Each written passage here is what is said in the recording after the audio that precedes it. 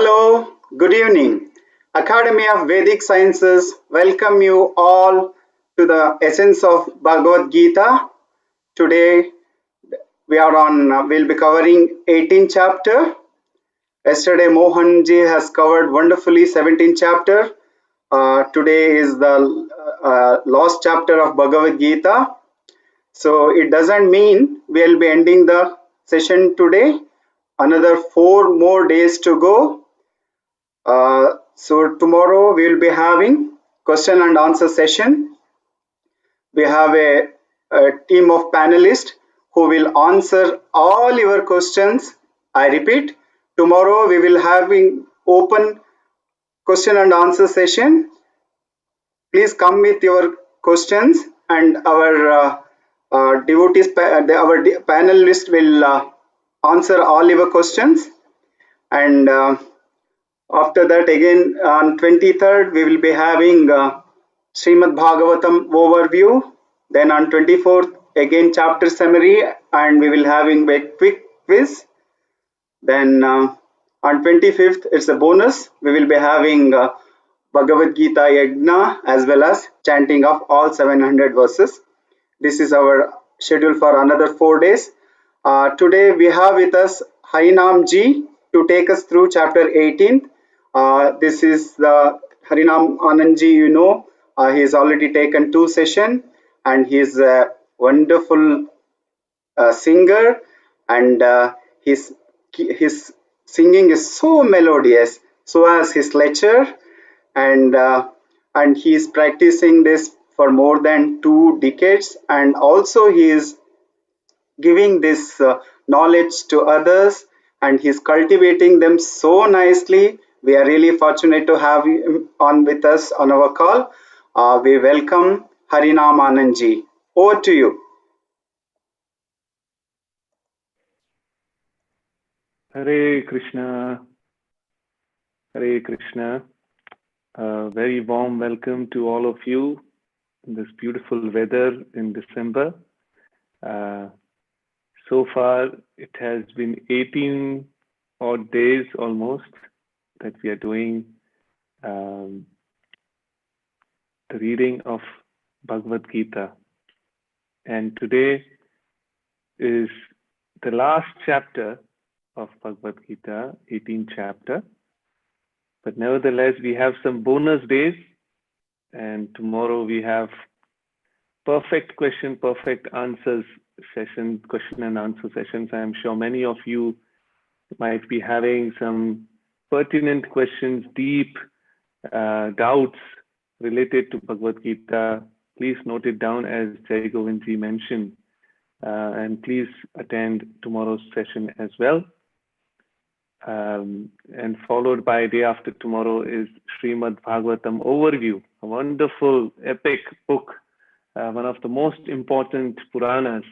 An overview will be given, and then on 24th we will be doing a complete recap of all 18 chapters. So I request all of you to please make a note of this.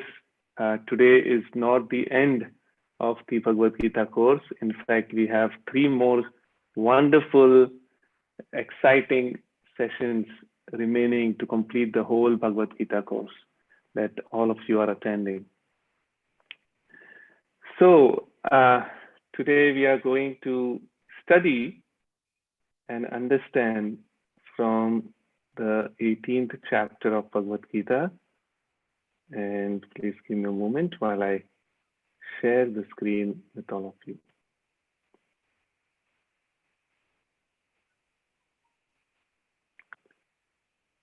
Hare Krishna. So before we begin the 18th chapter, we'll chant some pranam mantras, offering our respects to all the teachers that have inspired us in our spiritual journey. And also I would like to offer my respects to all the senior devotees who are present here, as well as all the senior citizens who are attending this course. I request them to bless me so that I can speak a little about the 18th chapter and also The following prayer is offering my respect to our Guru. Om Ajnanatirmirandasya Jnananjana Shalakaya Chakshurun Militam Yena Tasmai Shri Gurave Namaha.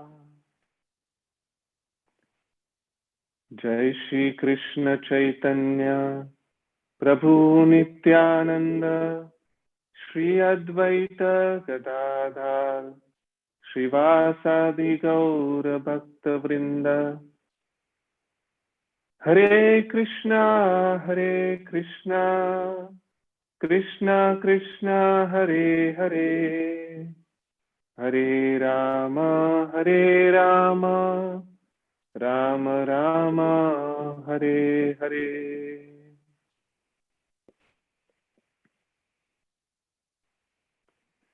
Hare Krishna. So today we are going to read and discuss from the 18th chapter of Bhagavad Gita. This chapter is actually the longest chapter. It has 78 verses, 78 shlokas. And actually speaking, the whole Bhagavad Gita, the crux of the whole philosophy, basically ends at 17th chapter itself.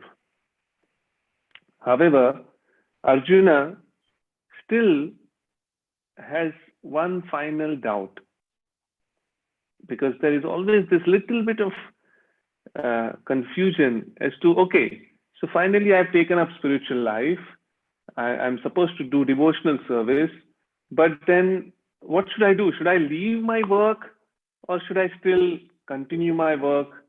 And what is the difference between renunciation and sannyas? So Arjuna begins, basically this chapter begins with Arjuna's small doubt, which Krishna elaborates and gives a beautiful explanation as to what true renunciation is. Are we supposed to quit all our jobs and responsibilities? Are we supposed to leave everything and go to forest and leave all our work and do only bhajan kirtan? Do only devotional service? So Krishna gives amazing practical answer which can be implemented even in today's day and age. Yeah? And that's why Bhagavad Gita is considered to be the most practical philosophical book. Yeah? So the first 12 verses, this is just a summary as to how this whole chapter is beautifully described. The first 12 verses, Krishna explains that how by acting with detachment, that is the true renunciation. Not just by leaving work, but just by acting with detachment, just with the mood, with the consciousness of Krishna being the controller, master of everything, and offering the fruits to him. And when one acts like that, that brings real freedom from reaction. And then we will see that how Krishna gives knowledge of Sankhya and Vedanta, and how actions need to be directed towards the super soul within our heart, which brings us freedom from reactions. Krishna also explains the deeper aspects of how action are basically performed by 6 main things. Yeah? And how these things are influenced by 3 modes, and they entangle all of us. And then Krishna explains from verse 41 to 48 that how by worshipping the Lord through one's occupational work, that is true renunciation, and that brings freedom from all reactions. Krishna then basically explains that how basically everyone can perform devotional service. It doesn't matter if a person is in a lower rung of the society, Shudra. It doesn't matter if someone is completely busy in his business or engaged in occupational work of day-to-day dealings of, making profits, business, and farming. It doesn't matter if someone is in the responsibility of protecting the nation, a city, a nation, a country as a Kshatriya. And it doesn't matter if someone is born in a Brahmana family, intellectual family. Everyone is qualified to perform devotional service. So this section beautifully describes, Krishna gives beautiful explanation on how every person can render devotional service and go back home, back to Godhead. The only ingredient that we all need to imbibe in our lives is just to surrender unto the will of the Lord and perform our actions based on the scriptural injunctions. Yeah. And of course, Krishna later on shares in a very, very private discussion that Krishna and Arjuna are having. Krishna again re-emphasizes that now I'm going to give you much more confidential knowledge. Yeah. So we will see what is that amazing confidential secret knowledge which Krishna gives. And then ultimately Krishna explains that one who shares this knowledge with everyone, Krishna personally blesses that person. And that person becomes the favorite of all. Krishna gives special attention to that devotee who shares this knowledge, who studies this knowledge with full attention, full faith, and sincerity. And then, of course, Arjuna, all his doubts are cleared. And finally, Sanjaya concludes this whole discussion of Bhagavad Gita. And ultimately, he also puts another stamp that wherever there is Krishna, wherever there is Arjuna, there will be victory, there will be wealth, there will be peace. And he recommends everyone to take up this process of devotional service. So this is the whole summary of the 18th chapter of Bhagavad Gita. And let us see how, verse by verse, how everything unfolds. So the 18th chapter begins with this verse. Arjuna uvacha sanyasasya mahabaho tattvam ichchami veditum tyagascha rishikesha prithakkeshi nishudana. Arjuna said, O mighty armed one, I wish to understand the purpose of renunciation, tyaga, and of the renounced order of life, sannyasa, O killer of Keshi demon, master of the senses. So, this chapter begins with Arjuna asking Krishna to clarify what is tyaga, what is renunciation. Many people, they think that, if I have to take up to devotional service, if I have to take up to God consciousness or Krishna consciousness, or if I have to become a spiritual person, then I have to renounce everything. I have to त्याग करना पड़ेगा सब कुछ, छोड़ना पड़ेगा सब कुछ. Yeah. But let's see what Krishna answers. Yeah. And basically Arjuna also asks that what is the difference? Renunciation and sannyas के बीच में फर्क क्या है? What is the difference between these two? Yeah. Should one work while remaining detached from fruit of work? That is nishkama karma. one renounce activities to perform Jnana Yoga, to gain knowledge? To that, Krishna begins by explaining that great philosophers, they say that Tyaga, to renounce the result of all activities. Tyaga means to renounce the result of all activities, not renouncing the activities, but the fruits that come off from the activities. And sannyasa means to renounce the activities that are based on material desires, which implies to renounce fruits and also the work itself. So in sannyasa, you renounce the work also and you renounce the fruit also, whereas tyaga, you renounce only the result of the activity. And then Krishna continues that there are different opinions in abandoning activities. Some say all fruitive activity is faulty, whereas others maintain that acts of sacrifice, charity, and penance should never be abandoned.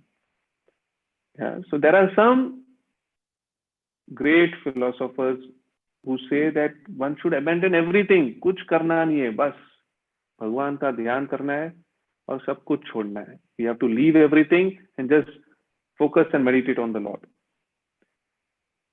And some say, yes, one should leave everything, but they should continue doing sacrifice, charity, and penance. Then in verse 4, Krishna says that there are three kinds of renunciation based on three modes. And Krishna's opinion stands above all the Vedas. After all, the Vedas are different laws given by the Lord himself. His words should be taken as final. Yeah, he says, O best of Bharatas, now hear my judgment about renunciation. O tiger among men, renunciation is declared in the scriptures to be of three kinds. And in text 5, Krishna declares that acts of sacrifice, charity, and penance are not to be given up. These are three things that are very much required: sacrifice, charity, and penance. If you combine these three things, it is nothing but making our own life purified.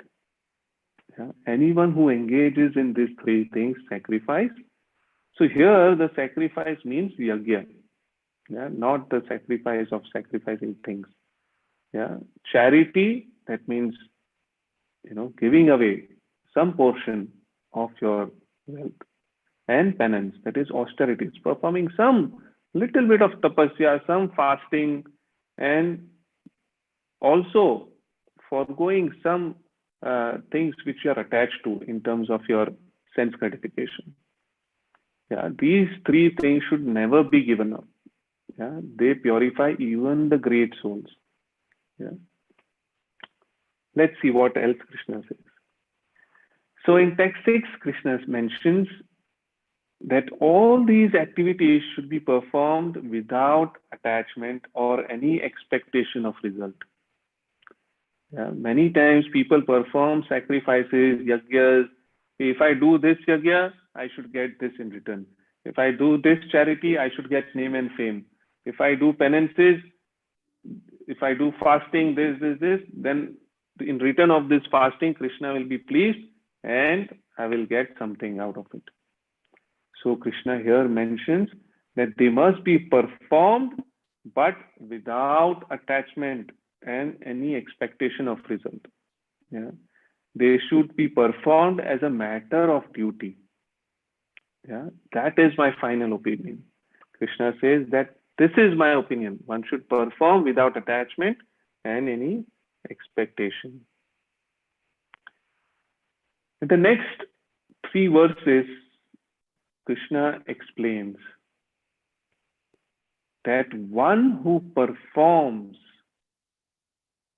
or one who renounces everything in the mode of passion and ignorance and goodness, what happens? Yeah? So Krishna says that prescribed duties should never be renounced.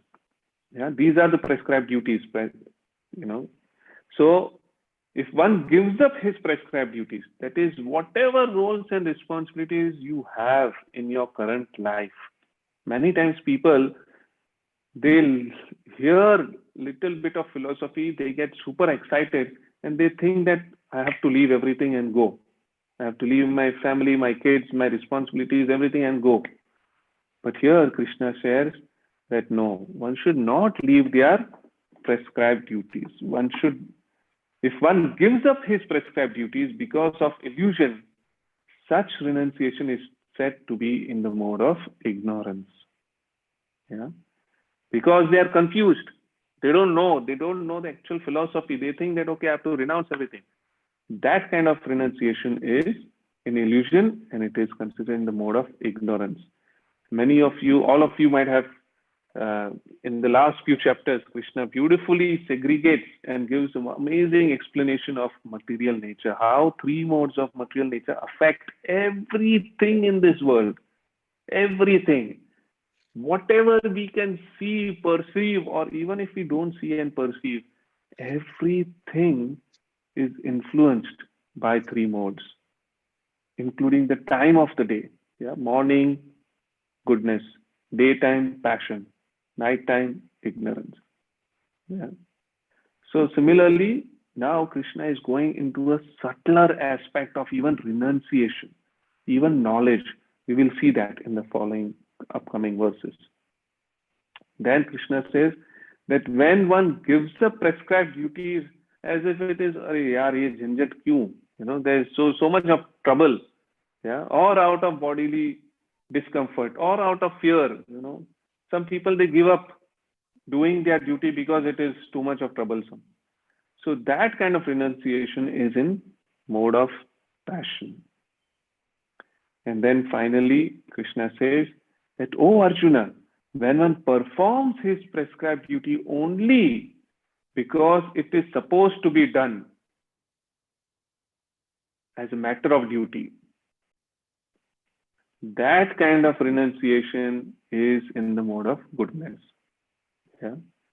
So Prabhupada gives a beautiful example that a man working in Krishna consciousness in a factory does not associate himself with the work of the factory, nor with the workers of the factory. Simply works for Krishna and gives the result to Krishna, thus situated on transcendental platform. Yeah? So one should continue their work, yeah, as a matter of duty. So as a mother, as a father, as a son, as an employee in the company, whatever duties we are performing, one should do it as a matter of duty.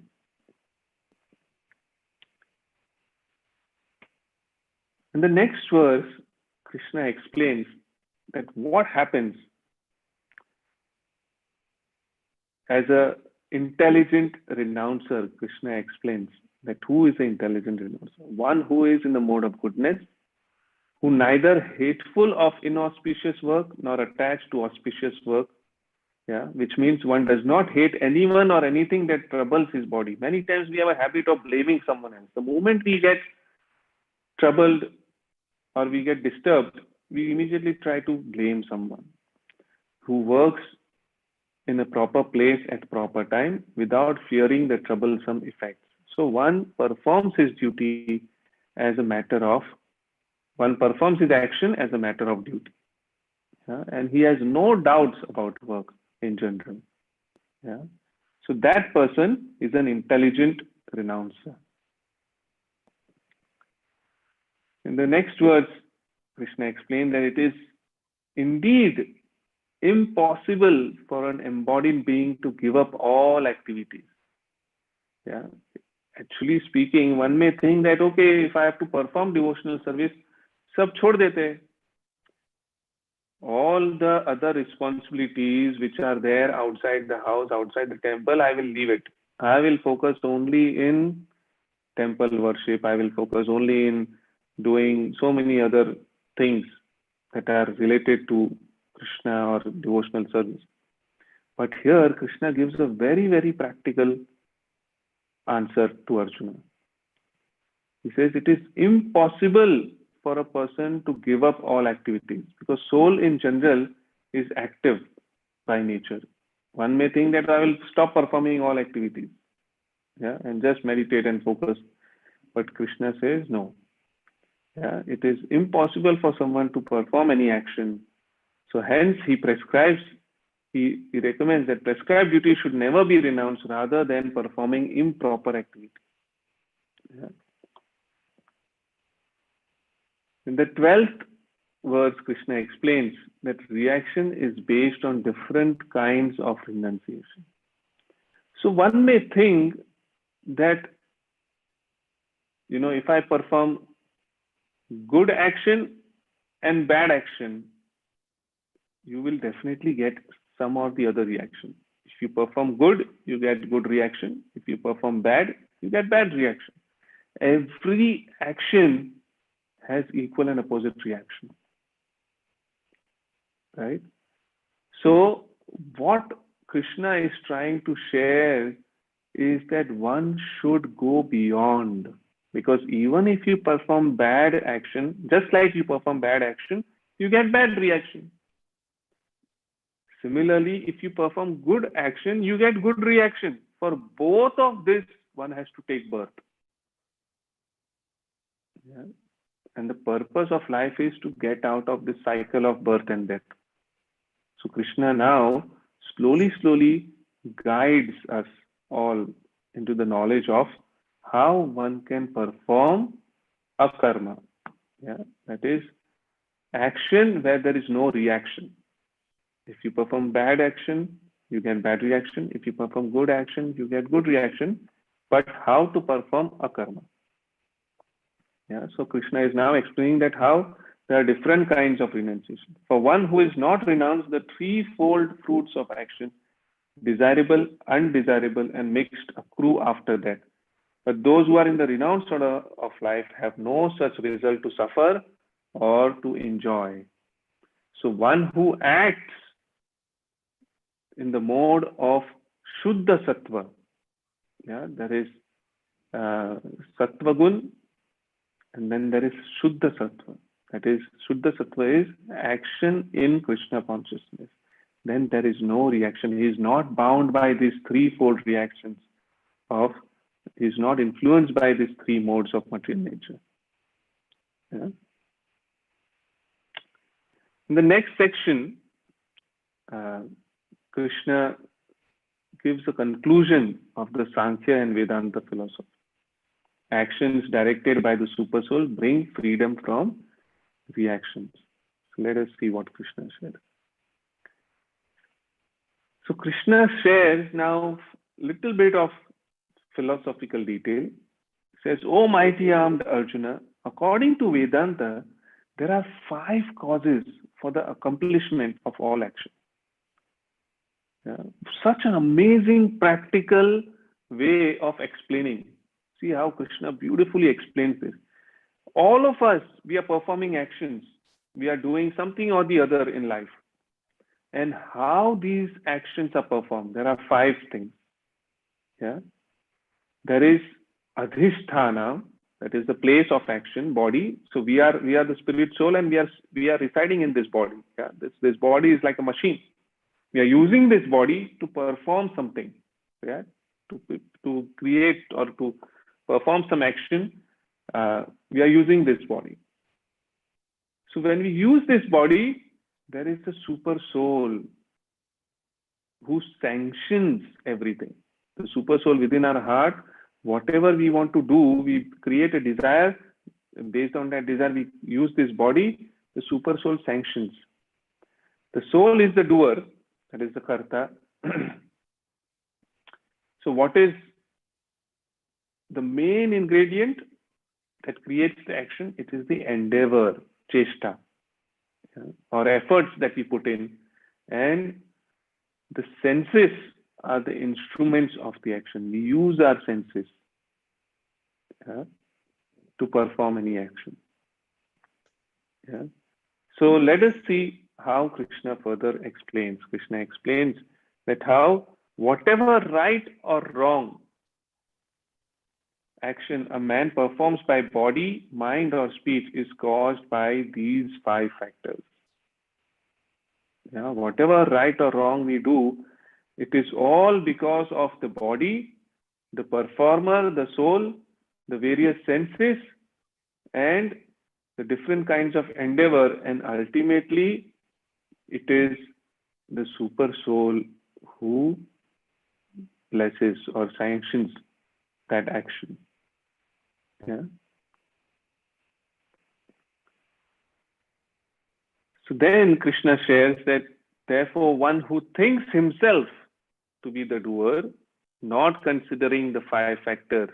So if we think that, oh, I have done this, I have accomplished this, I have created this, then he is not an intelligent person, because he is thinking that he has done everything. Whereas there are these 5 factors which are involved in performing any action, in doing any duty, whatever we all are doing, in the office, in the house, in outside recreation, whatever we are doing, it is all done because of these 5 factors of action.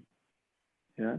So Krishna says that one who thinks himself to be the only doer, not considering the 5 factors, is certainly not an intelligent person. Yeah? And he cannot see things as they are. He cannot see, things properly in the correct way. And further, Krishna explains that one who is not motivated by false ego, because basically, if we think that I have done it, I'm the person who is the main person to put everything in it, to do everything in this world, or whatever action I have done, whatever I have created is all because of me, I, then that is nothing but our ego. Yeah. So one who is not motivated by false ego, whose intelligence is not entangled, though he kills men in this world, does not kill, nor is he bound by his actions. So Krishna explains, Arjuna, that because if you are not motivated by false ego, and if you are not entangled, if your intelligence is not entangled, then whatever action you perform, you are not the doer. You will not be bound by the reaction of that work. And that's why in 17th verse, Krishna encourages, he gives this motivation to Arjuna to fight. Yeah, because even if you kill, that action has no reaction. Now, there was a beautiful example which I heard many years back. That imagine there is a soldier, and that soldier goes to the war and he kills hundreds of people, hundreds of enemy soldiers, hundreds of human beings. So when he comes back to his home country, the soldier is awarded with the highest medal of honor of the state. Yeah. Imagine such a ghastly, violent action that he performed. He goes at the border, he kills thousands of enemy soldiers, and when he comes back, he is awarded with the highest medal of honor. But as soon as he goes back to his home, and due to some or the other reason, he has a fight with his neighbor, and he pulls up his gun and he kills his neighbor, what do you think the government is going to do? Yeah. So earlier, he killed thousands of people in the war, he was awarded, and here, when he goes back home, he has a fight with his neighbor, he kills his neighbor with his personal gun. The government is going to put him behind the bars. He'll be court-martialed. Why? Just for killing one person, he is court-martialed, whereas for killing so many people, he was awarded. Yeah. So it is because earlier, when he was acting as a soldier, he was acting on behalf of the government. Whereas now at his home, he was acting for his own sense gratification, for his own selfish motive. Yeah. So similarly, Krishna encourages Arjuna to act on his behalf. Yeah. Act as per dharma. Yeah. What is required to perform the duty as per Krishna's direction. So if you perform as per Krishna's direction, there is no reaction. Yeah, there was only rewards and recognition.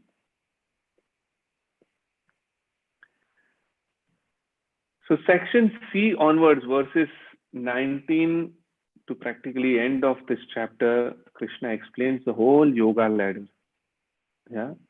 First, he explains that how karma, that the whole action itself, karma means action. Yeah. And this action, it includes all these 6 aspects. That is knowledge, one's action, performance of action, understanding, determination, and happiness. Yeah. So what happens when all of these 6 things are influenced by 3 modes of material nature? Yeah, goodness, passion, and ignorance. How one acts and behaves based on these 6 aspects. Yeah. And then Krishna explains that how one moves from sakama to nishkama karma yoga. Yeah. Sakama means whatever, kama means desire. Sakama means with desire.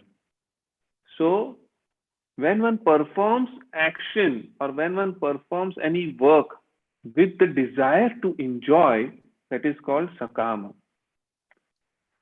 Whereas one performs an action or works without any selfish desires, that is nishkama karma yoga.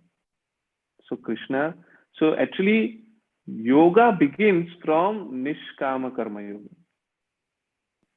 Yeah. So then in the later verses, Krishna explains about nishkama yoga, how one can liberate himself and eventually render devotional service. So we'll see that. So the whole verses from 19 to text 40, it's basically classification of how these 6 aspects of action are classified into the 3 modes of material nature. Yeah. So it is said that from the topmost of demigods, devatas, to the minutest living entity, everyone is influenced by 3 modes of material nature. If we all use even little bit of intelligence to see around us that how everything around us is influenced by 3 modes. There are flowers which are in mode of goodness, passion, and ignorance. There are animals which are in mode of goodness, passion, ignorance. There are birds in mode of goodness, passion, ignorance.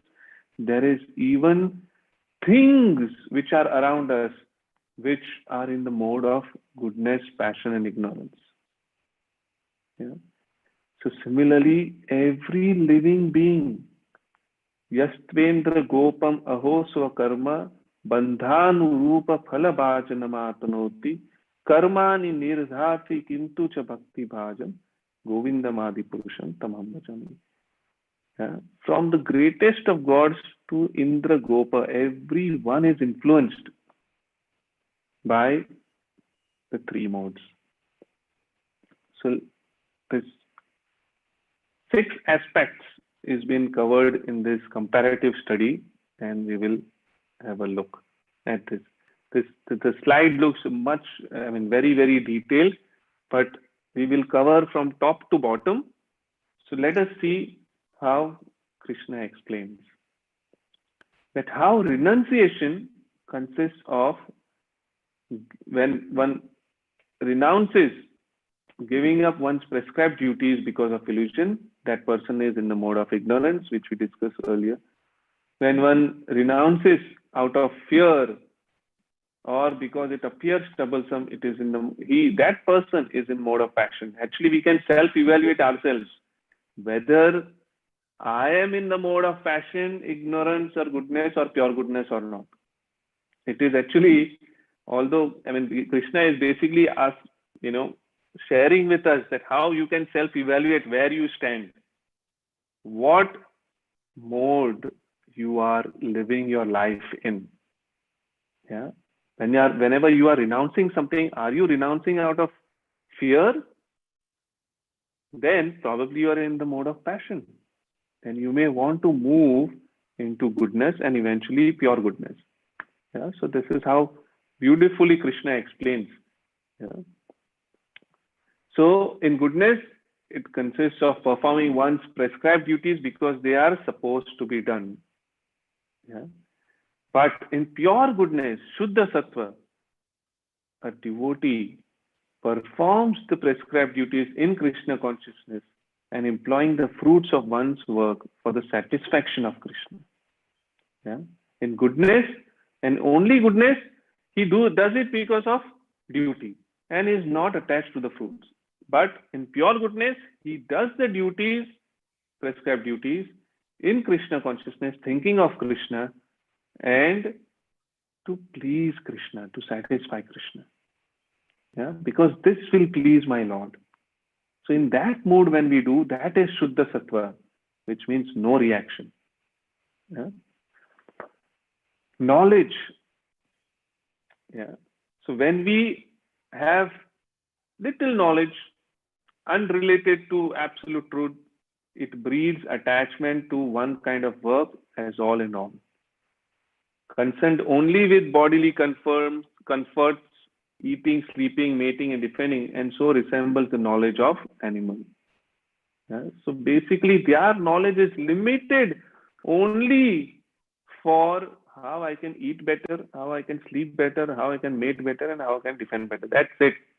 Anyone who uses their knowledge and intelligence only for this, they are in mode of ignorance.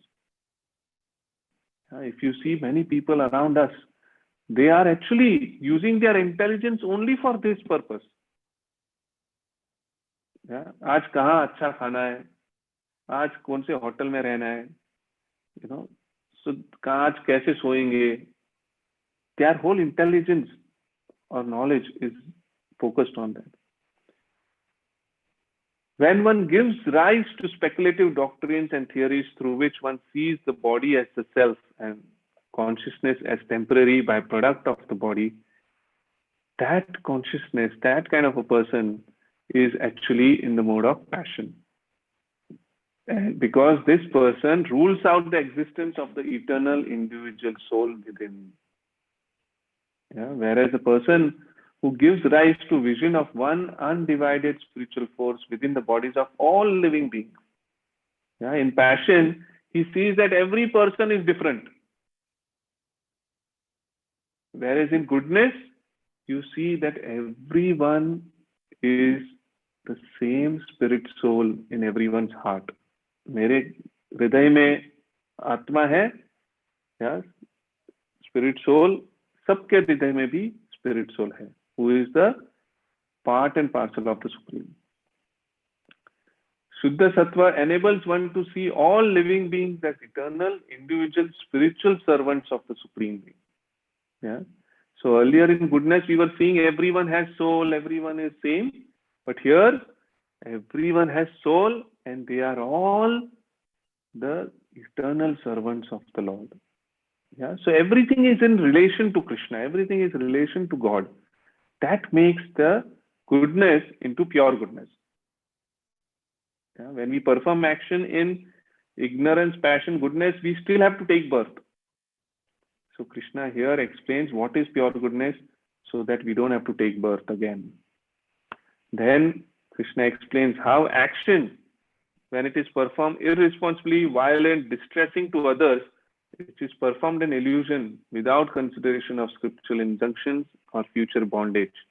So when we have no consideration of scriptural injunctions, those kind of actions are basically in the mode of ignorance. When actions are performed out of false ego and with great effort to satisfy one's desire to achieve something, ye pana hai, wo pana hai, and what happens? The result is distress. Yeah? They are always frustrated because I didn't achieve this in life. Yeah? I worked so hard, but I didn't achieve. Then when the action is performed under scriptural injunctions, as per the regulations, as a matter of duty, without attachment, yeah, without love and hate. So that kind of action is in the mode of goodness, and it purifies a person. Yeah. So even that action, when you perform solely for the satisfaction of the Lord, then that becomes a Shuddha Sattva, yeah, pure goodness. What happens to the worker? A worker disregards scriptural injunctions, materialistic, obstinate, cheating tendency, lazy, yeah, procrastinates things, and expert in insulting others. And many times we come across people also like that. And sometimes we may also act like that. So we should immediately realize that no, I don't want to be in ignorance. I want to act. I want to work in the mode of goodness or pure goodness. So here Krishna classifies that what are the qualities of these people. So one who is attached to the fruits of his work and intent on enjoying them, and they are greedy and envious and unclean, then they are person who are in the mode of passion. Yeah. Then person who is free from material attachments, pride and false ego, very enthusiastic, resolute, and unswayed by success or failure, that person is acting in the mode of goodness. Whereas pure goodness is unconditionally serving Krishna and the spiritual master under any हाँ नहीं वो तो मैं सब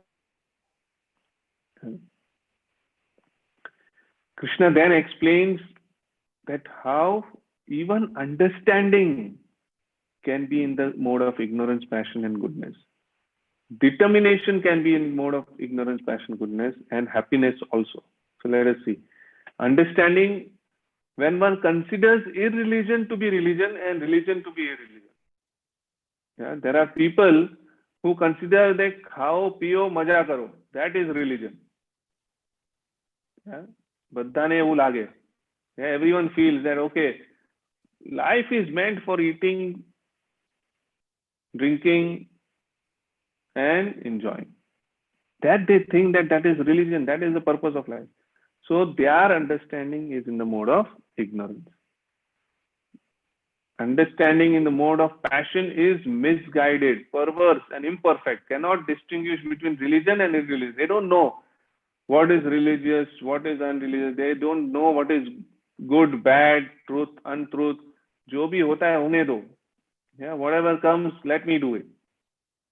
So that is in the mode of passion. And what is in the mode of goodness? When one discriminates properly through proper understanding of scriptural direction.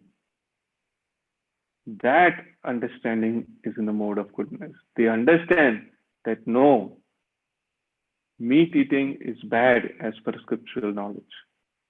Yeah? It will further drive me into sinful reactions. So let me leave it. Yeah? And what is pure goodness?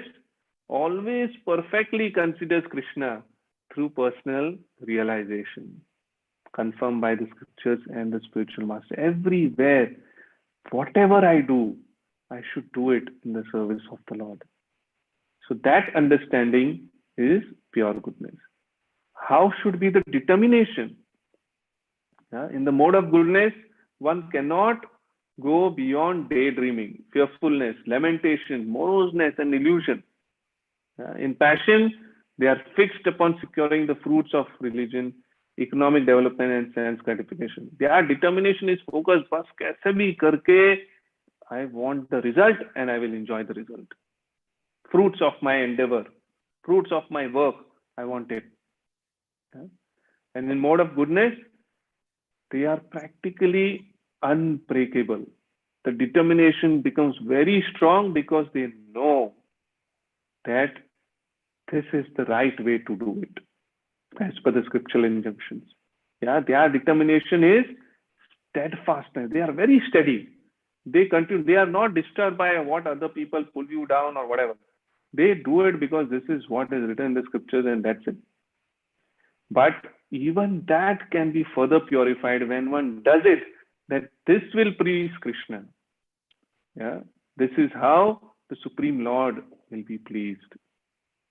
In that consciousness, if we do it, then even determination becomes Shuddha Sattva. This will please my Guru. This will please my Lord. And what about happiness? People derive happiness from when they are blind to self-realization. Delusion from beginning to end comes about from sleep, laziness, and illusion. When we feel, let me sleep for 12 hours, 14 hours, then I'll be happy. Yeah, some of us might have experienced this. Yeah, sometimes when we have worked hard or woken up very early and we are so tired, sometimes we derive happiness from sleep. Yeah, so imagine a person who loves sleeping. So usually they are in mode of ignorance. When one derives happiness from contact of senses with their objects, yeah, it is nectar in the beginning, but poison in the end. Yeah. So when one derives sense gratification to be the ultimate object of happiness, मेरे को ये देखना है, मुझे ये enjoy करना है, मुझे ये करना है, वो करना है, just to enjoy their senses. I want good this, good that, and at the same time mating with opposite sex. Yeah, so sexual enjoyment, when it is epitomized for unnecessary purpose, that happiness is in the mode of passion. And what is in the mode of goodness? Compared to the poison in the beginning, but nectar in the end. In the beginning, when you do any action, it is little difficult because it goes against the current of the society. You're going against. Society is pulling you down for certain things, but you're going against. So in the beginning, it is difficult. So what is poison in the beginning is nectar in the end, Krishna says. Yeah, because it involves controlling of the mind and senses, but awakens one to self-realization.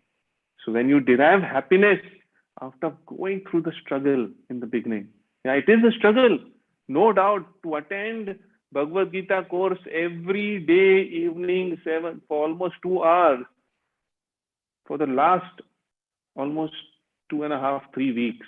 It's not a joke. It's a struggle. But all of you are deriving such great happiness just to attend this Bhagavad Gita course. So this is nothing but actually pure goodness, because we are doing directly in relationship with the Lord.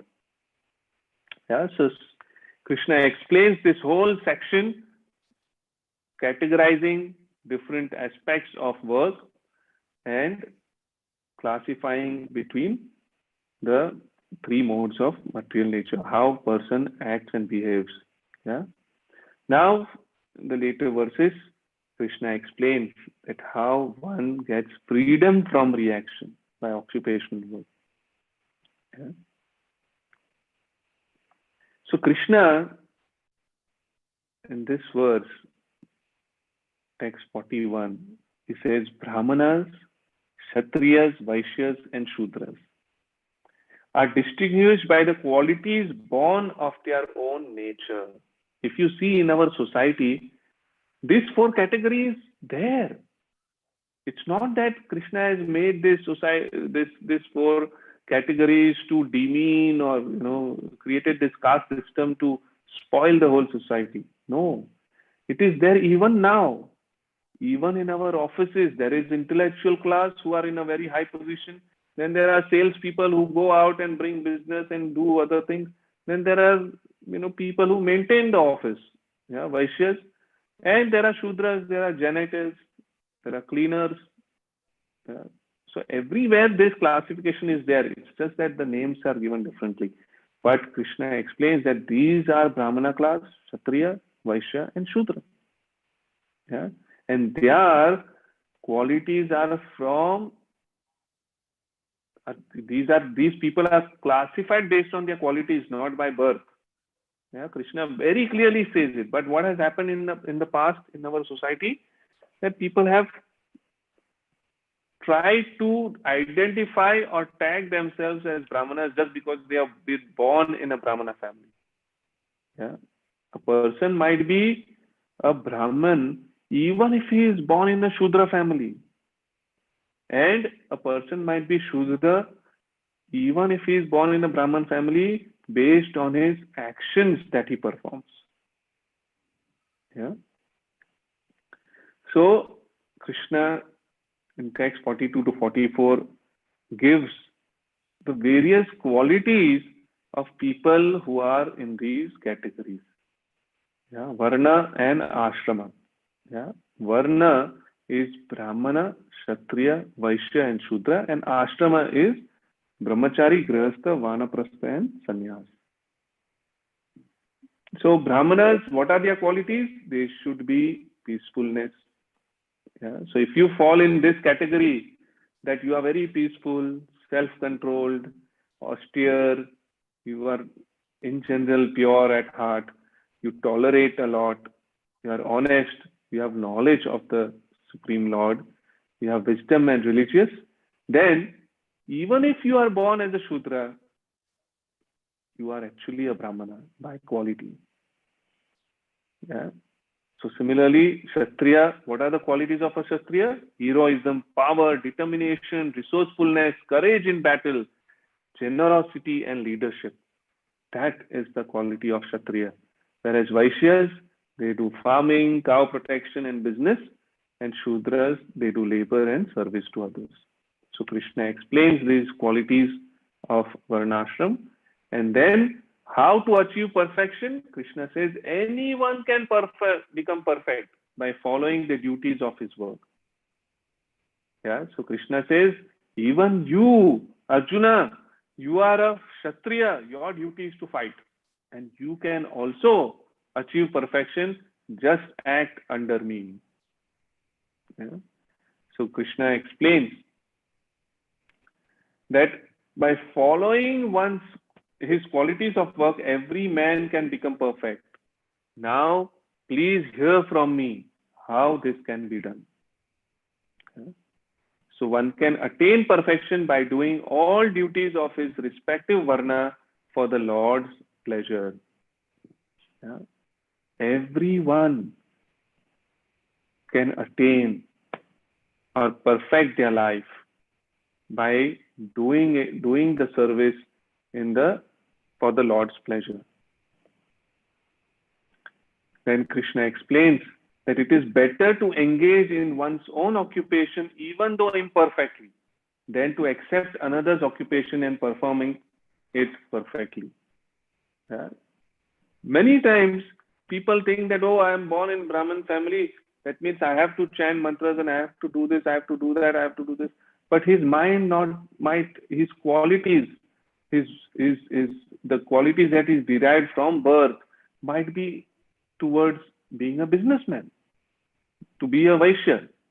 Yeah. So what will he do? He will end up mixing business in Brahmanical work.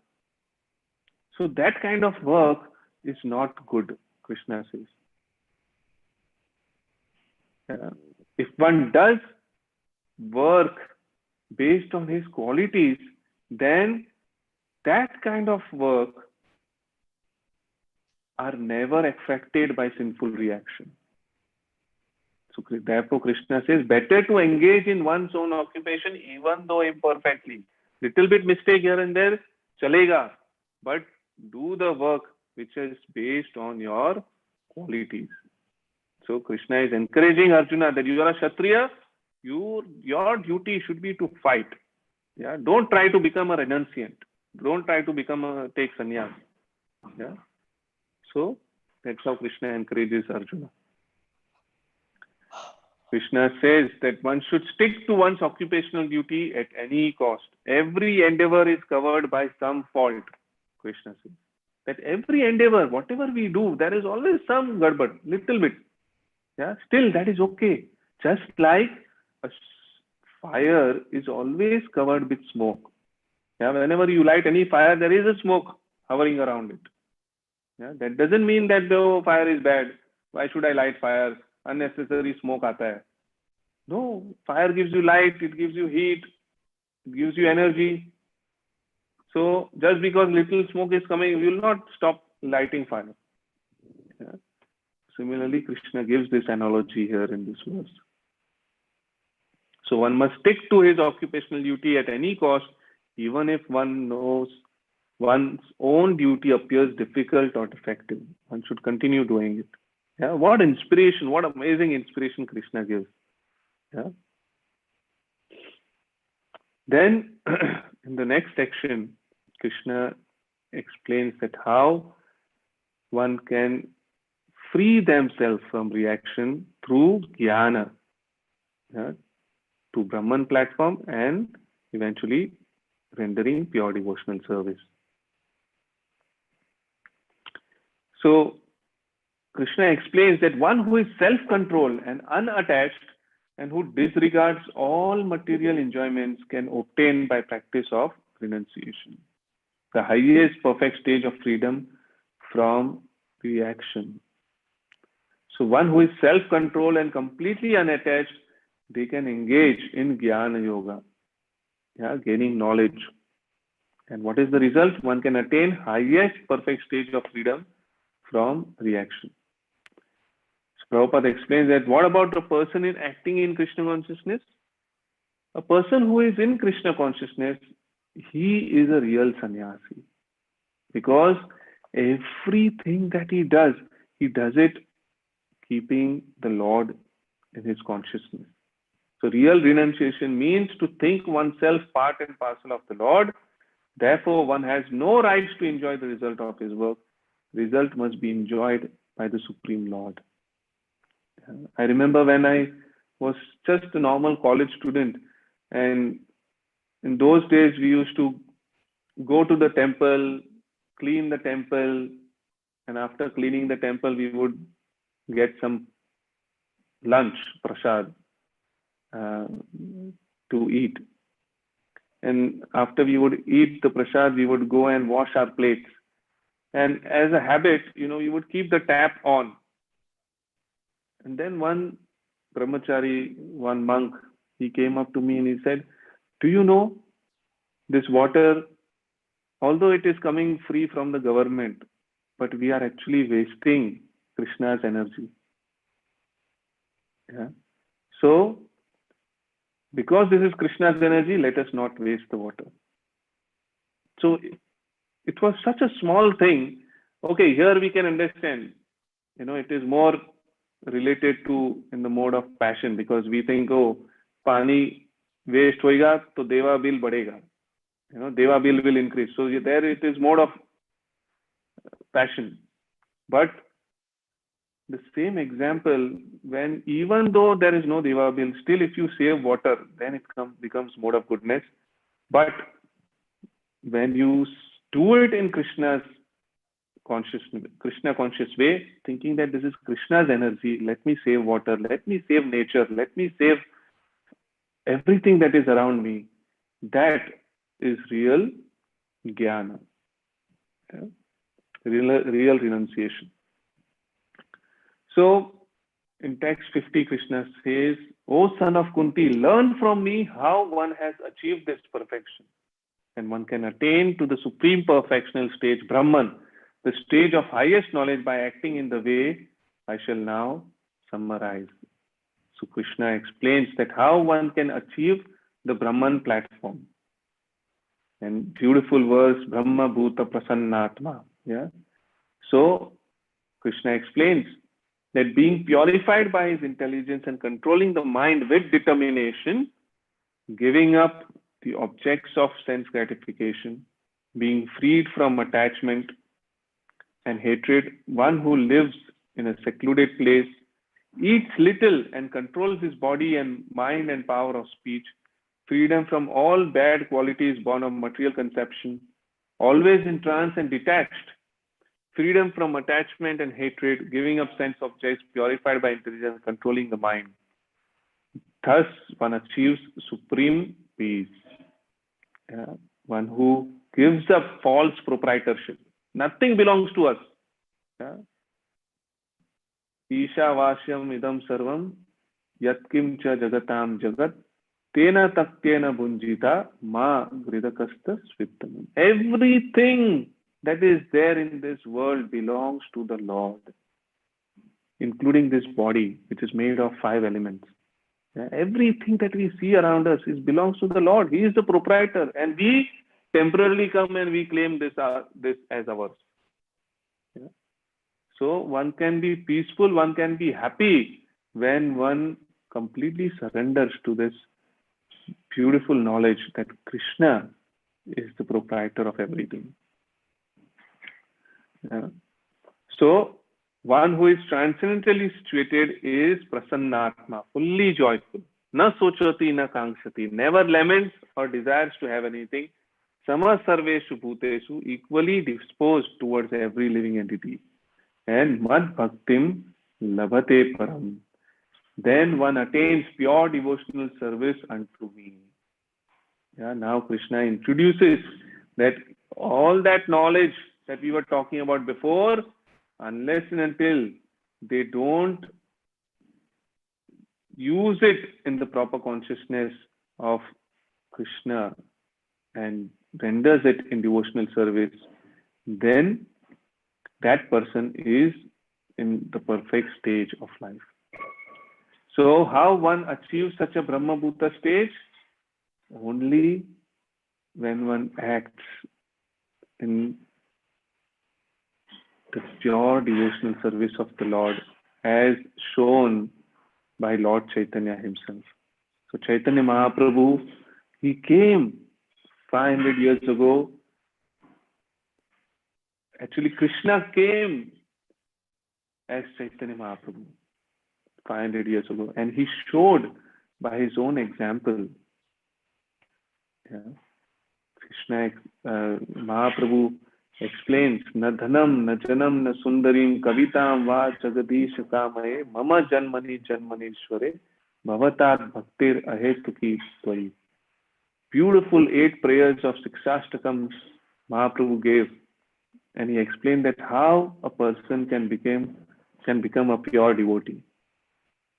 Yeah? How one can render pure devotional service. Trinadapi sunichena tarorapi sahishnuna amanina manadena kirtanya sadahari.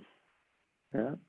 So this beautiful prayers Chaitanya Mahaprabhu explained, and I request all of you with full sincerity, please study more about who Chaitanya Mahaprabhu is, and you will know that how his teachings have influenced millions of people around the world.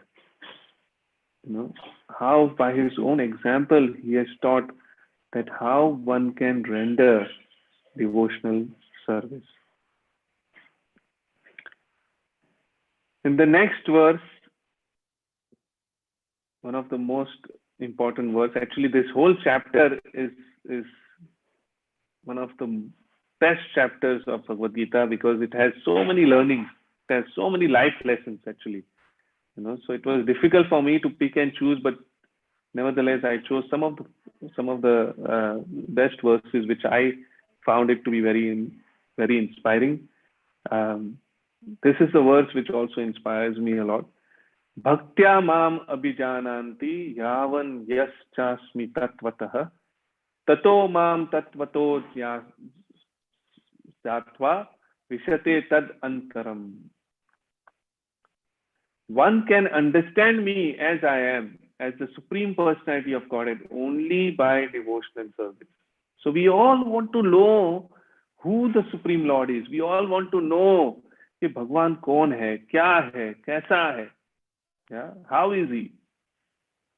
So Krishna tells one can know and understand him only and only by devotional service, by bhakti. Yeah. And when one is in full consciousness of me by such devotion, he can enter into kingdom of God.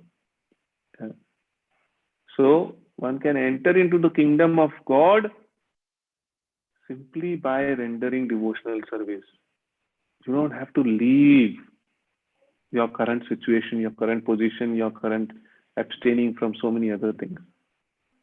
Yeah, your responsibilities. Yeah. Only, it's very simple.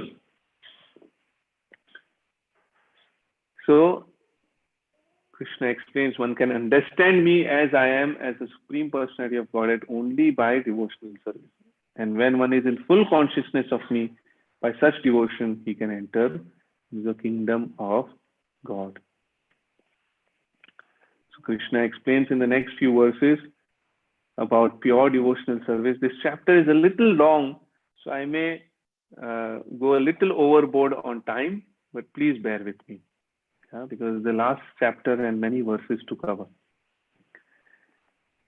In the next verse, Krishna explains that I personally protect my devotee from all reactions and lead him directly to my supreme abode. Krishna says that though engaged in all kind of activities, my pure devotee is under my protection, reaches the eternal and imperishable abode by my grace. So because the devotee of the Lord is always performing action, thinking about him, meditating upon him, chanting his glories, and serving him in the mood of love and devotion, Krishna personally takes charge of his life and protects him.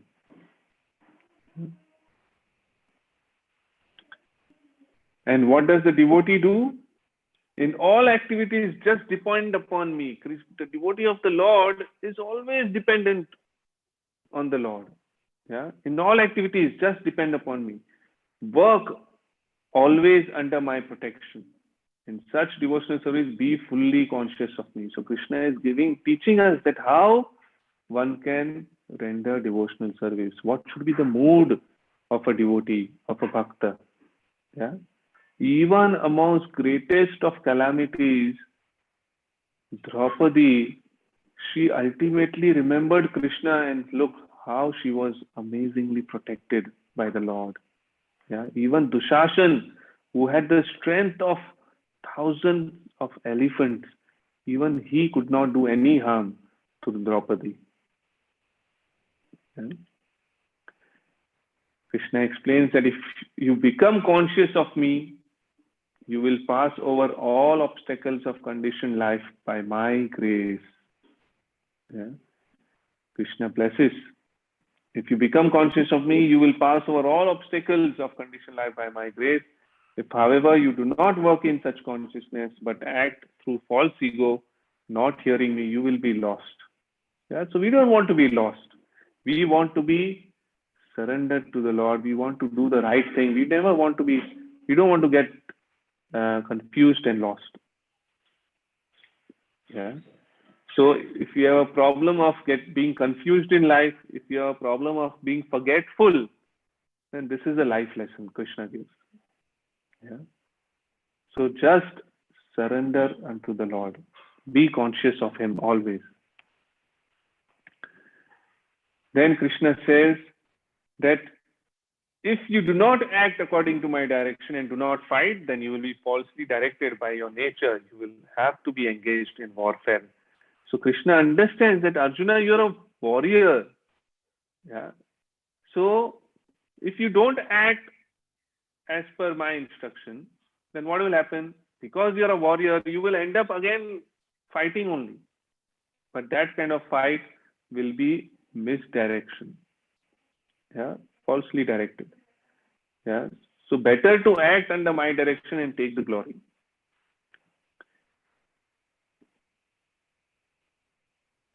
In verse 60, Krishna again re-emphasizes, under illusion you are now declining to act according to my direction, but compelled by work born of your own nature, you will act all the same.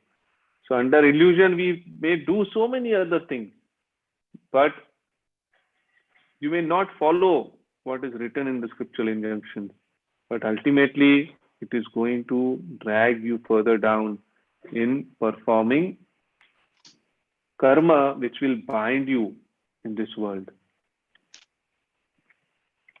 So now Krishna shares the most confidential knowledge.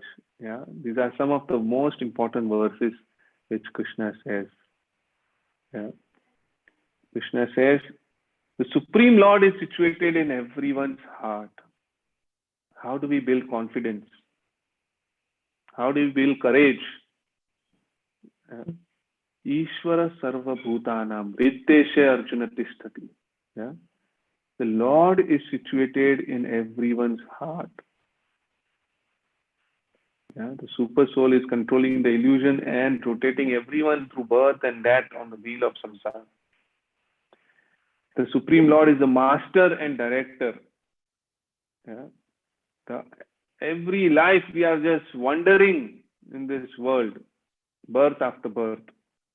Yeah? So the super soul, the Supreme Lord, is situated in everyone's heart. Yeah? So then Krishna directs, O Scion of Bharata, surrender unto him utterly. By his grace you will attain transcendental peace and the supreme and eternal abode. Yeah? The Supreme Lord is situated in the heart. Surrender unto him. You are never alone. If you feel lonely in your life, always remember that you are never lonely. The Lord is always there with you in your heart. Yeah? Just call out his holy name. Reach out to him. And with utmost sincerity, pray to him. And see how the Lord arranges everything in due course of time.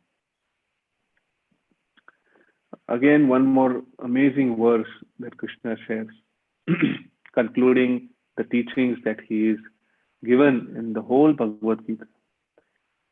Iti te kshanam akhyakam guhyat huyyataram maya vimrishyaited asheshena yathechashi tatha kuru. Thus, I have explained to you knowledge still more confidential. Deliberate on this fully and then do what you wish to do. This is the beauty of the Supreme Personality of Godhead. He is not forcing us to take up to Krishna consciousness. He is not putting some pressure on us that you have to do it.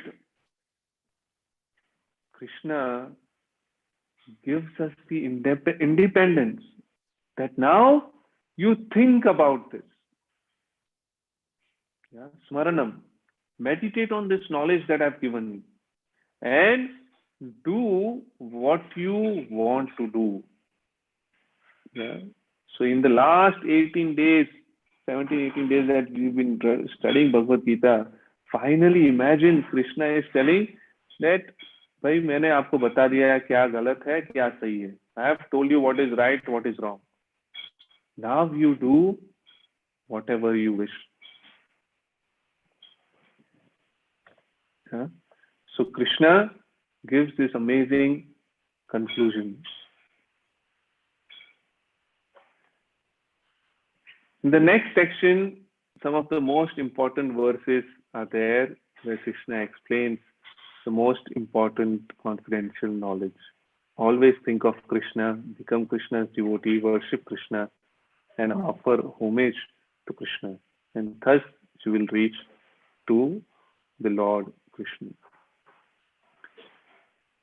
So in the verse 64, Krishna explains that because you are my dear friend, because you are very special to me, I am giving you this knowledge. I am speaking to you my supreme instruction, the most confidential knowledge of all. Hear this from me.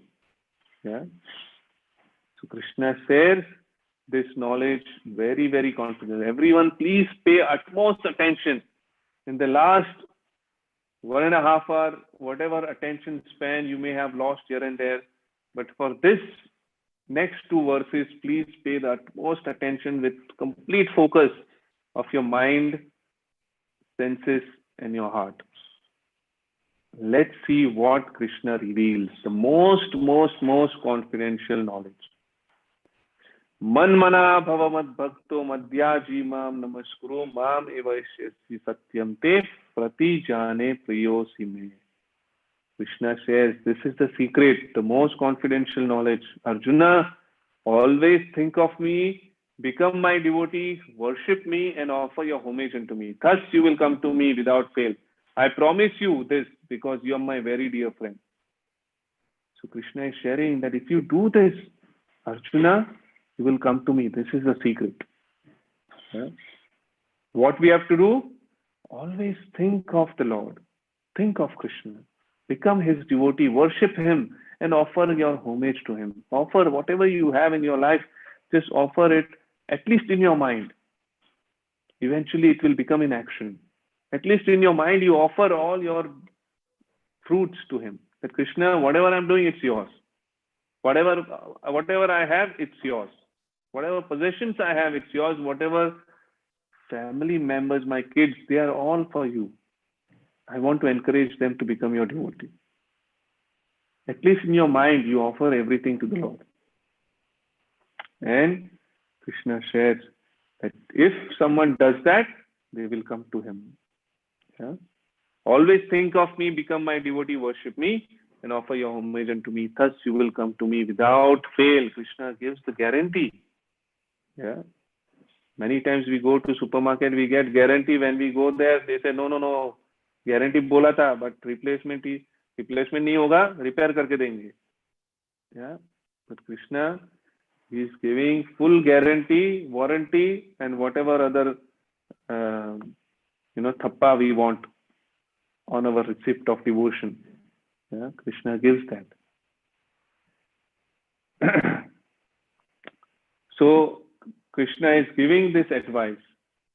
Yeah, so don't just become an official meditator.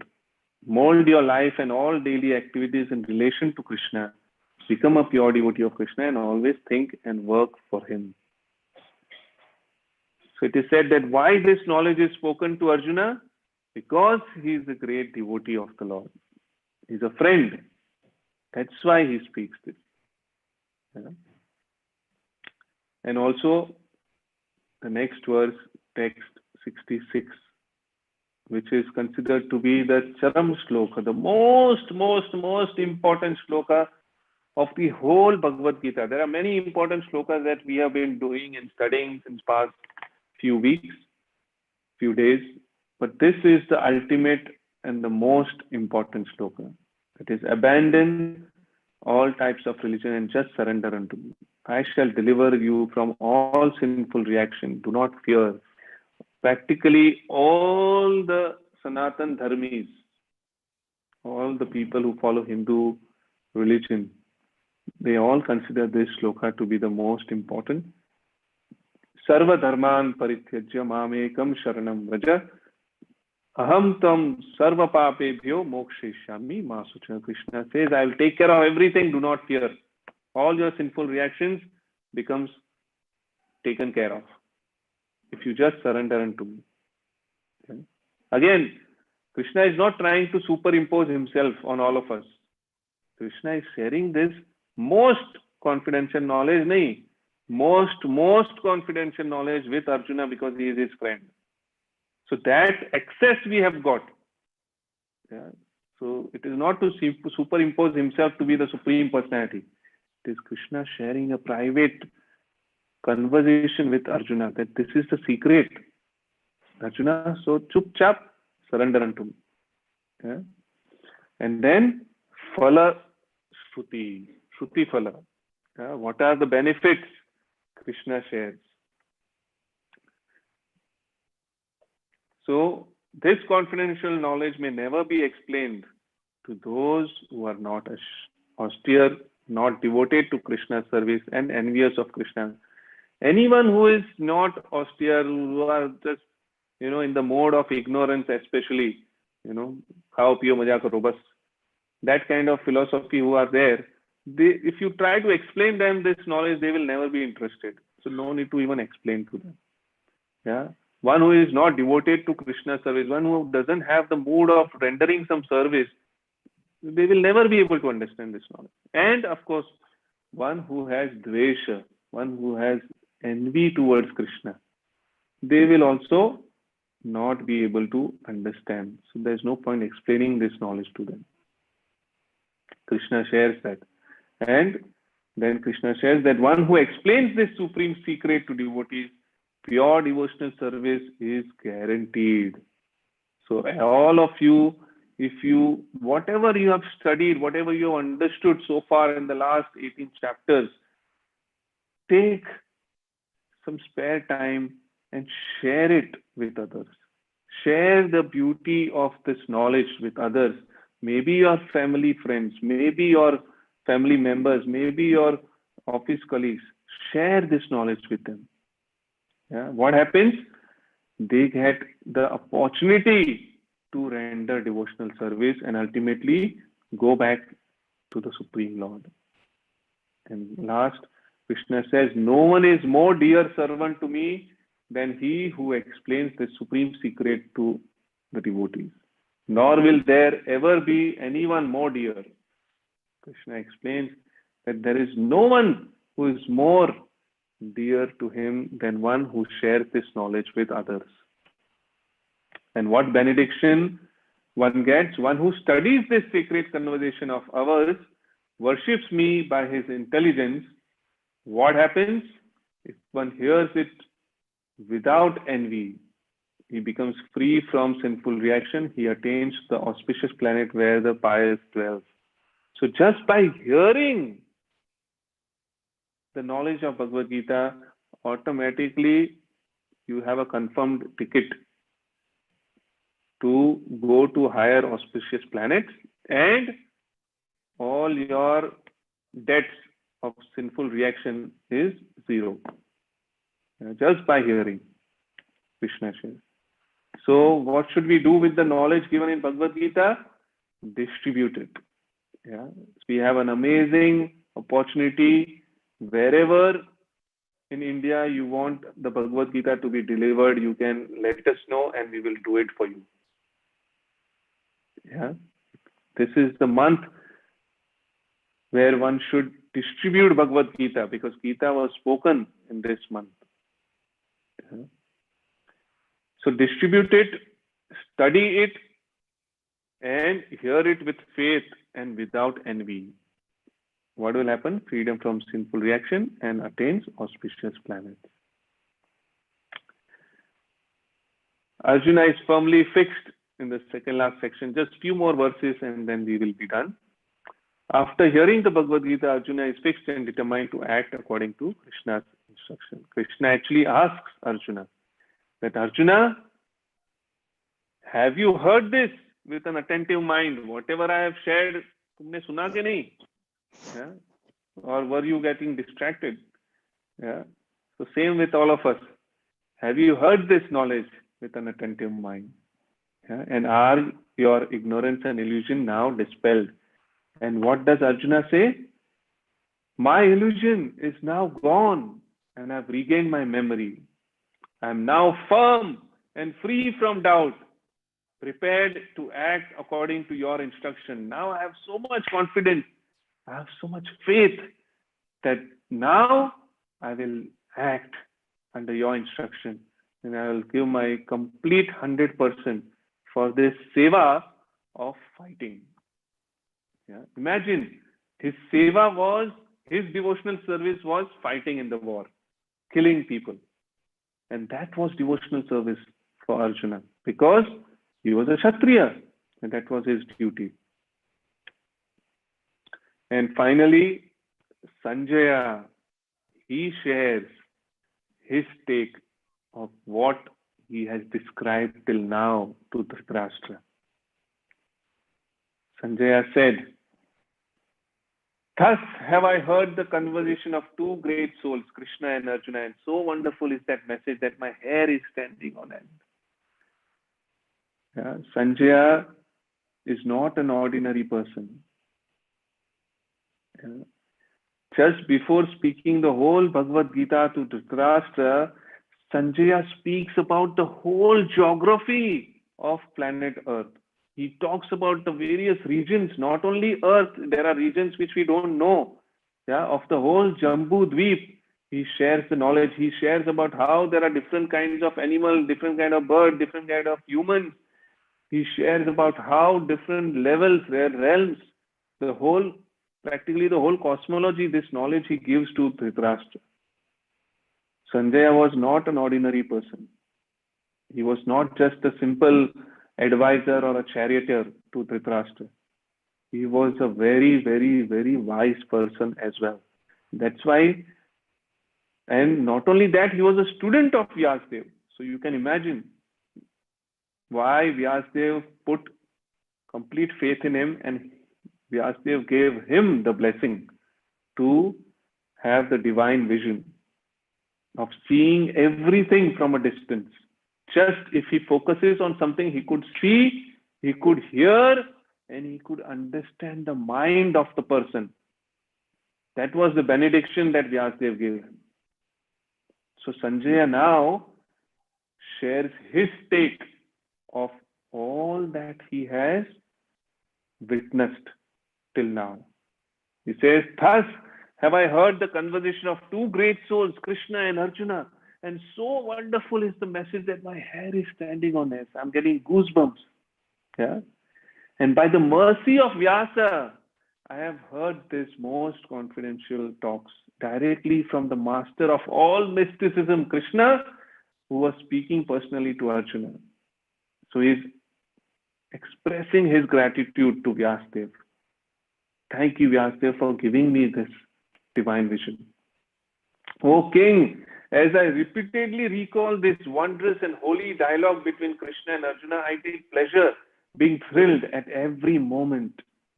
How much so we all should be thrilled and excited that we got this opportunity, we got this blessing and inspiration to attend the series of lectures of studying the Bhagavad Gita for last 18 days. Finally, he says, O king, as I remember the wonderful form of Lord Krishna, I am struck with wonder more and more, and I rejoice again and again. Yeah? Just remember the beautiful form of the Supreme Lord as Virat Rupa in 11th chapter. Yeah? In your heart, if you just remember, in your mind, if you just remember this beautiful form of the Lord, how much more wondrous and exciting it would be to even imagine that the Supreme Lord showed this beautiful Virat Rupa to Arjuna. So that's how Sanjaya also felt. And finally, he proclaims the most famous verse, Yatra Yogeshwara Krishno, Yatra Partho Dhanurdharaha, Tatra Shrir Vijayo Bhutir Dhruva Nitir Matir Mama.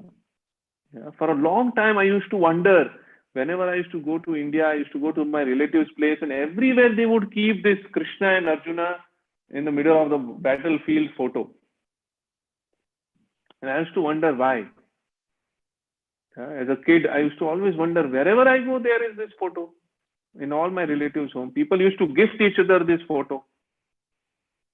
So this is the answer. Wherever there is Krishna, the master of all mystic, and wherever there is Arjuna, the supreme archer, there will also certainly be opulence, victory, extraordinary power, and morality. That is my opinion.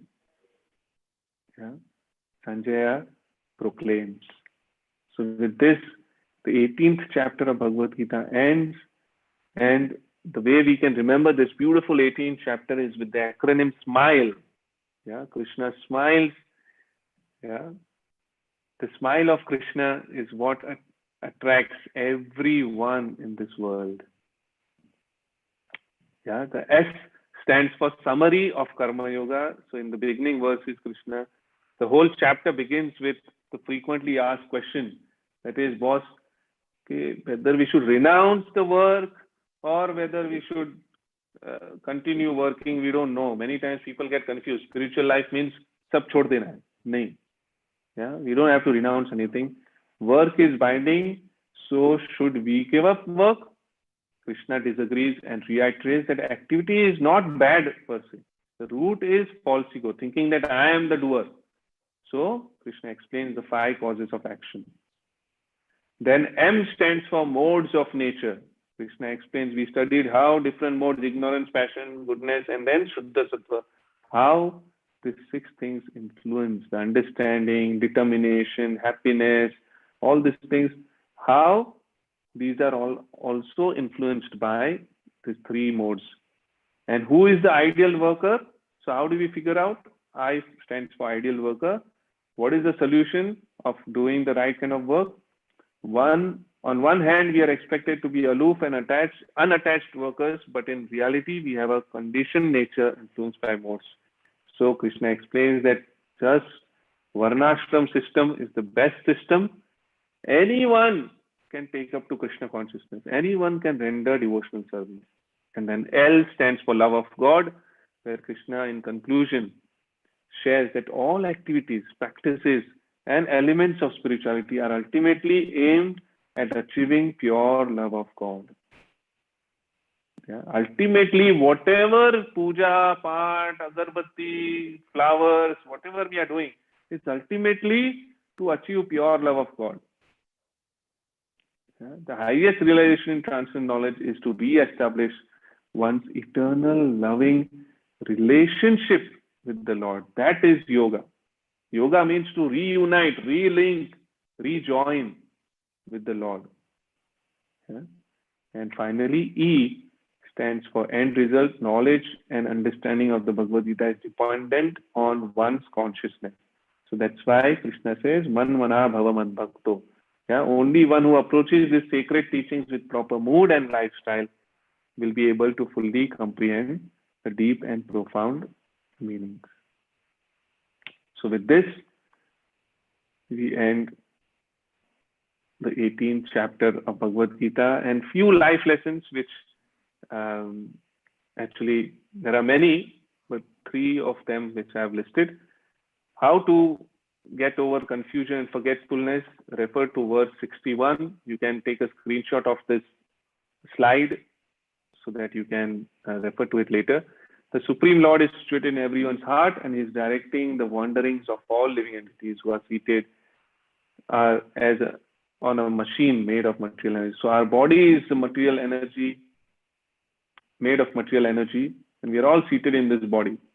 Yeah, but the person who is really directing us is the Supreme Lord, who is seated within our heart. So don't be confused. Yeah, no need to be forgetful. The Lord is taken charge of everything. Yeah. How to overcome obstacles in our lives? Just by being conscious that the Supreme Lord is the ultimate doer. Yes, we come across so many obstacles in our lives. Always something or the other doesn't work the way we want. So always consider this, that the Supreme Lord is the ultimate doer. Ultimately, He is the one who takes care of everything. And if we feel sinful, Krishna shares the most important verse, Sarva dharman parityajya mamekam sharanam vraja. Just by surrendering to the Lord and praying to Him with humble mood, the Lord takes charge of the devotee's life. That is the assurance given by the Lord. Thank you very much. Hare Krishna. So like I mentioned earlier, the next 3 days are the most exciting 3 more days of this beautiful course. Just to reiterate that tomorrow will be question and answer session, perfect questions. I'm sure there will be amazing questions from all of you. And we will try to give perfect answers. And day after tomorrow is an amazing summary and introduction to Srimad Bhagavatam. Srimad Bhagavatam is the most beautiful book. It has an amazing compilation of the best of the stories.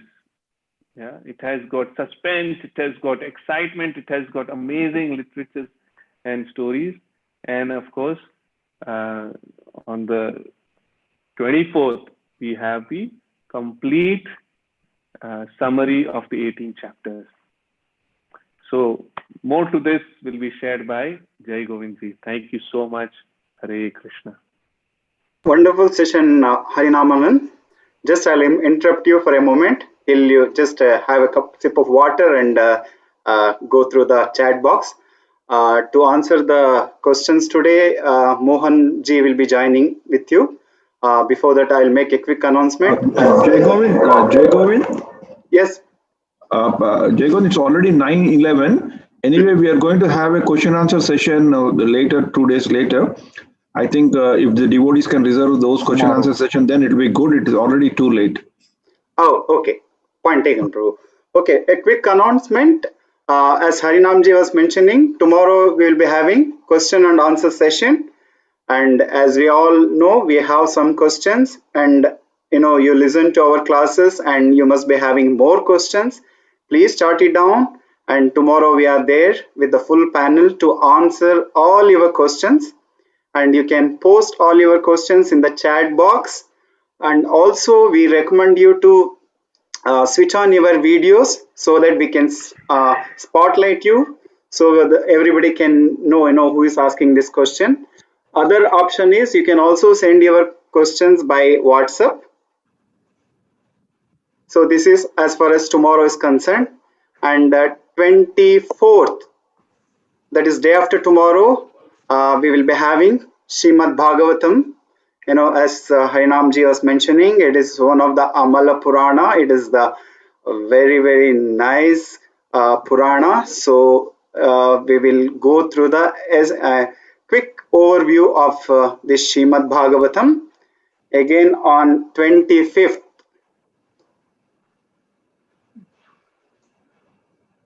On 24th, we will have a chapter summary, and all the 18 chapters we will have a quick chapter summary and followed by quiz.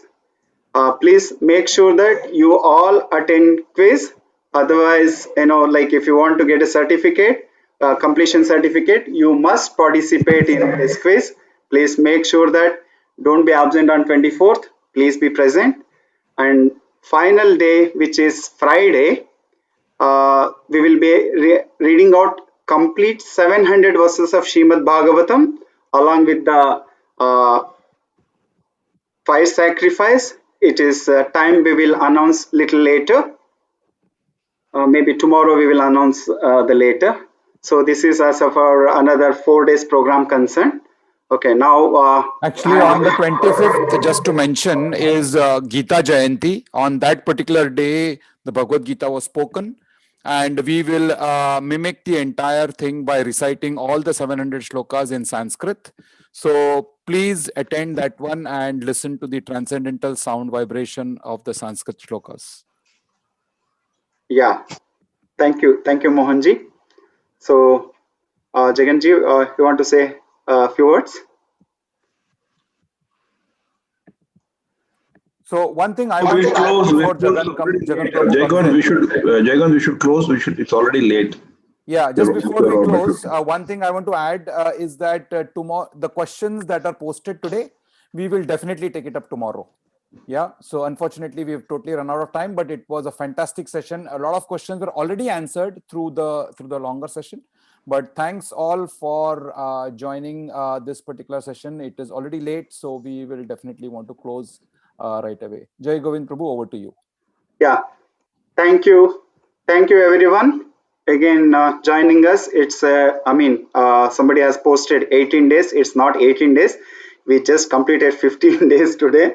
3 more days to go. Thank you everyone for enthusiastically participating, and this is our first effort from the Academy of Vedic Sciences. We are overwhelmed with your response. Please join us for the more courses and also give us your feedback. It will really help us to improve and design courses as per your choice. And visit us on please subscribe to our channel Academy of Vedic Sciences YouTube, so you will get more information about that. And thank you Harinam Anand for the marathon session today. Wonderful, thank you very much. So sorry we have taken 15 minutes extra today. So all your questions will be answered tomorrow, and we will tomorrow we'll start with answering 18 chapters, then we will go to the new questions. Till then, stay safe. Good night. Hare Krishna.